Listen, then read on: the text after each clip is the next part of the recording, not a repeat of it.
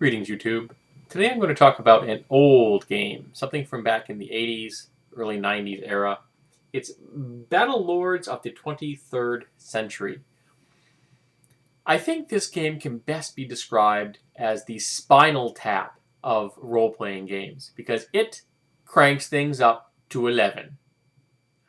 This game cannot be taken seriously in any way, shape, or form, though I apologize, I will probably be doing a dissection of some of the things that don't make any sense to me. In essence, it is a role-playing game that was really geared to being a tactical miniatures game, which is what this game should have been. There are races, there are stats, there's everything that a role-playing game has, but this is the role-playing game for people who have a fetish for equipment. Guns, armor, vehicles. This was Halo before Halo ever existed. An excuse for people to have characters strap on a bunch of weapons and armor and go blow crap up. And there's nothing wrong with that particular way of gaming. But I think it's better suited to tactical miniatures or a computer game than a tabletop role-playing game. Now, this game has more fully capitalized words and exclamation points than any dozen other gaming products will ever need. I mean, just like the word note is typed in this in full capitals with anywhere between 1 to 4 exclamation points at the end of it. A dozen, 2 dozen, 5 dozen times in this book. It's amazing. You can't get away from the exclamation points. It's like someone just loaded a shotgun with exclamation points and just blasted it at the book. They're everywhere. There are things about this I found interesting. Again, you like equipment, this is a great book. I have a couple of supplements for it, one of which is nothing but equipment, and because I love equipment. And I'll be doing, in a second, I'll be looking at the actual table of contents for you. But this is a picture. Now, the art, I'm sorry to say, I don't find all that attractive. It does convey the world relatively well. It tells you what the things in it look like. It shows you them. So in that sense, it does its job. It just isn't in a style that I really like. I like black and white pen and pencil work, but this particular style isn't just my cup of tea. But there wasn't one nice thing in this about the art. There is, in the beginning of the book, there is a 2-page spread with descriptions and names of every single major illustration in the book, telling you what the image is called and what it represents. Not just visually, but the character, why it's been drawn that way. And I found that was very interesting. I think that would be useful if more games did that. Like D&D does it to a certain extent. They have little captions under each image, and that's fine. But just having something like that in the book, I think, is very good. And this book just does it in one spread, and that's fine. Makes me think of a lot of British academic books that have that kind of reference in the beginning. Now, this has got a table of contents like everything else does. This entire section right here I'm looking at is almost all equipment.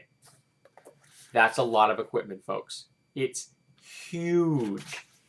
Okay, well, we've got in this, we've got, of course, some quick start rule thumbnails of what the rules cover. We have character generation, and they use a percentile character generation system for stat, so it's 1 to 100 roughly, and you can go a little over that depending what your race is and how you build your character and such.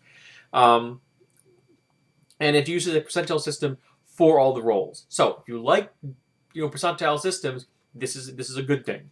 Then they give a breakdown of the stats. You have strength, manual dexterity, IQ, agility, constitution, aggression, intuition, and charisma. Now, aggression is bizarre in my book, because this actually dictates by a number how likely your character is to go bat crap insane and start killing everything in sight. That's the kind of thing I always leave up to the players in the role-playing, which again makes me think this would be much better suited to a tactical miniatures game. And some of the things, like, for example, the chart for strength. It shows different strength levels. It gives you minimums and maximums. Like, minimum strength was kind of weird. I don't see any reason why a race has a minimum strength, but this game does. And then they give the strength, the amount you can carry. Now, for a human, which is going to be a 50, is going to be right in the middle. They list 25, 50, and 100. The problem is the chart has no nomenclature as to what unit of measure they're referring to. At first, I thought it was 25 pounds. Now, 25 pounds makes a perfect sense for a light load for your average person. 25 pounds of gear, clothing, shoes, keys, the whole 9 yards, plus a backpack, you're good to go. That's 25 pounds. I found out later, however, it's referring to kilograms. So it's telling me that a 50-plus pound load is considered a light load in this world? I'm not buying that. And a medium load is over 100 pounds, and a heavy load is over 200 pounds? Now, a heavy load means I can pick it up and I can walk with it. I can't walk with 200 pounds.